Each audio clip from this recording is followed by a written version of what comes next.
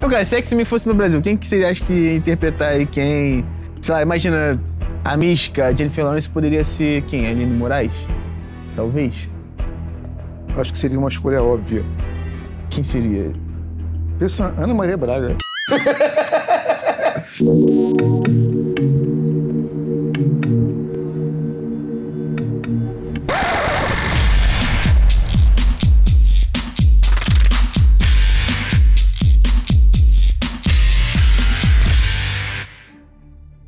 X-Men Apocalipse. Chega às telas e a gente prometendo o quê? Prometendo um reboot nessa franquia. O Matthew Vaughn fez esse reboot, né? Produzido por Bryan Singer lá no X-Men Primeira Classe. Que eu acho que, na minha opinião, é o melhor filme do X-Men que já foi feito até o momento. E ao invés de continuar só naquela linha do tempo, o Bryan Singer resolveu, né, pegar de novo a franquia. O Bryan Singer que fez os dois primeiros filmes, Os dois primeiros filmes, o terceiro não é dele. E aí ele pega de novo a franquia no X-Men Dias de Futuro Esquecido e resolve juntar o baile todo. Que aí ele vai querer que o Patrick Stewart e o James McAvoy fazendo o Xavier, vai ter o Ian McKellen e o Michael Fassbender fazendo o Magneto em tempos diferentes. Só que essa coisa de viagem do tempo e de mudar o passado, não sei o que, fez com que qualquer história dali fosse possível. É a justificativa perfeita para você começar de novo uma franquia. Forget everything you think you know. None of that matters. Bryan Singer praticamente inventou o filme de super-herói como nós o conhecemos hoje. Verdade.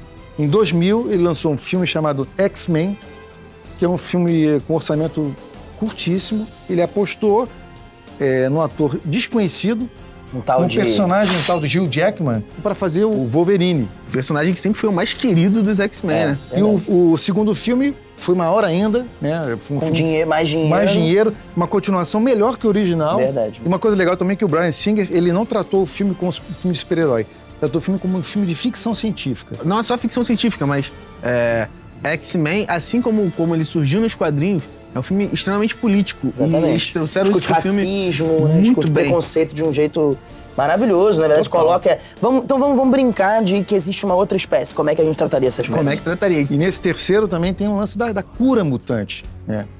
Falando de preconceito. Isso faz parte justamente do que separou o Xavier do Magneto, porque o professor Xavier, ele consegue enxergar a possibilidade dos humanos e dos mutantes conviverem harmoniosamente. O Magneto não, ele não acredita nisso, acho que o humano só vai aceitar a força, entendeu? E essa coisa da cura é uma ofensa pra ele. Nesse aspecto eu fico até do lado dele, cara, porque é bizarro, é triste, assim, em diversas passagens do filme, assim, você vê o quanto os mutantes se odeiam pela forma como a sociedade os vê, sacou? É muito louco. Mas é interessante você estar falando isso, se a gente tomar essa posição do Magneto, que é engraçado, que ele é um vilão, né? Ele é o vilão do filme. No X-Men Primeira Classe, ele é o protagonista, né, do filme. A história é dele, né? É o início, né? Mostra... E até eu acho, Magneto Origins, né? O nome do filme ia ser esse. E já te coloca muito na mesa, por que ele age daquela maneira? Ele tá e por que gueto, ele acha que a humanidade não dá certo? O cara viveu o nazismo, o campo de concentração. Como é que ele vai achar que a humanidade tem jeito, sabe? Ele viveu daquela maneira, ele vai ficar constrói um personagem maravilhoso nesse sentido. Aí você entende o ponto de vista do vilão. E aí essa tensão entre ele e o Xavier, né, nesse caso aí o James McAvoy, é excelente, assim. Eu acho o melhor filme, é o filme, pra mim, que desenvolve o personagem. A gente não pode ignorar que antes, entre o 3 e o Primeira Classe, a gente teve aí o filme do Wolverine, o filme solo do Wolverine. Que... Uau! Você gosta? Não. Ah, tá. Não, a gente tem ele. O Deadpool apresentado nesse filme, meu Deus do céu, trevas. Não, e é impressionante como esse filme conseguiu estragar ainda mais a cronologia do negócio. O filme do Dias de Futuro Esquecido rola uma viagem no tempo, o Wolverine, que tem o fator de cura, ele tem a estrutura necessária para poder voltar no tempo e impedir que os sentinelas sejam construídos, porque os sentinelas no futuro estão acabando com os mutantes, né? É uma espécie de cura mutante à força, na base da destruição. E é legal ver como é que cada um tem a sua própria agenda, cada um tenta de alguma forma preservar, né, os mutantes. É meio confuso, mas vendo o filme faz sentido. Não, mas o que o Dia de um Futuro Esquecido tem, que eu acho maravilhoso de verdade, são as sequências de ação, cara. São muito bem conduzidas, e especialmente a que se passa nesse futuro. Por mais que toda a bagunça que a franquia fez com a nossa cabeça ao longo dos anos, você esquece por um momento e fala, putz, cara, que maneiro ver. Abre um portal aqui, Abre um né? portal ali, entra, sai e tudo mais.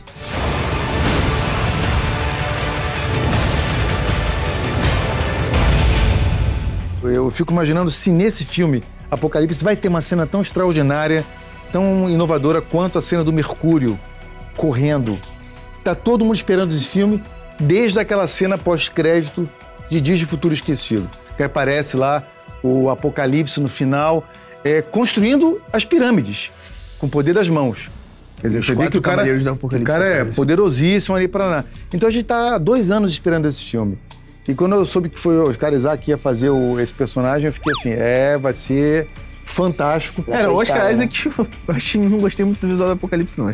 Você achou? Achei bem zoado. Parece até o Ivan Uzi lá do Power Ranger, cara. Tá ligado? Eu acho também, eu tô tendo dificuldade de aceitar também. Mas eu acho que... Principalmente sendo um ator como o Oscar Isaac, ele tá todo tem travado, coisa demais, né? Tem intermediário demais entre a gente e ele. Eu quero ver como é que realmente... Como é que vai ser justificável aquela aparência. E eu quero ver como é que essa transformação acontece. Aparece mais ou menos, né, nas imagens que foram liberadas. Mas assim, se você for ver aquelas representações dos faraós, dos deuses egípcios, tem um pouco ali que tem a ver. Então, você tocou num ponto que eu acho muito legal do personagem do Apocalipse, que ele nem não se vê assim como um mutante, ele é um deus. Ele é um deus, Ele é tão antigo e talvez tenha sido, né, foi o primeiro mutante da história da humanidade, na história da Terra. Ele se acha simplesmente um deus, ele tem o poder que ele tem. O Xavier fala isso no trailer, né? Um olho preto e tal, fala, nunca senti tanto poder. Já foi chamado de vários nomes, né? Eu adoro isso, sim. Adoro essa parte. Eu quero ver que referências eles vão fazer a culturas diferentes, assim. Que culturas eles vão inserir o Apocalipse. Aí ele foi um deus aqui ele era deus da guerra, aqui ele, sabe? Porque... Que outros... Os 4 cavaleiros do Apocalipse. Um deles, se não me engano, é o Magneto, né? É o Magneto. E a Tempestade. E a Tempestade, Magneto, tem a Olivia Munn também, que tá entrando na franquia agora. Espetacular. O resto do visual dos mutantes tá incrível, Jubileu. Todo mundo muito me lembra muito, não só os quadrinhos clássicos, mas a animação a série animada da década de 90, que eu cresci assistindo direto, então é muito divertido. Eu cresci assistindo, Caio. Você não pode ter crescido assistindo. Mentira, você pode ter crescido assistindo, só era mais novo. All we have to do is stop a god. Defeat the most powerful beings on Earth. And save the world. Let's go to war. Esses novos atores que estão entrando, né, pra fazer novas versões dos personagens já clássicos e vilões cada vez mais poderosos, cada vez mais personagens nos filmes. Eu fico imaginando onde é que vai parar essa franquia, né? Não, eu tô louco pra ver, eu tô ansioso, eu quero muito saber como é que essa franquia vai se desenrolar. E você, aí de casa, o que você mais espera do futuro dessa franquia? Deixa suas expectativas sobre esse novo filme. Aproveita pra compartilhar o vídeo com seus amigos, deixar o seu like e se inscrever no canal do Dá um Play no YouTube, né? Beleza? Valeu, galera!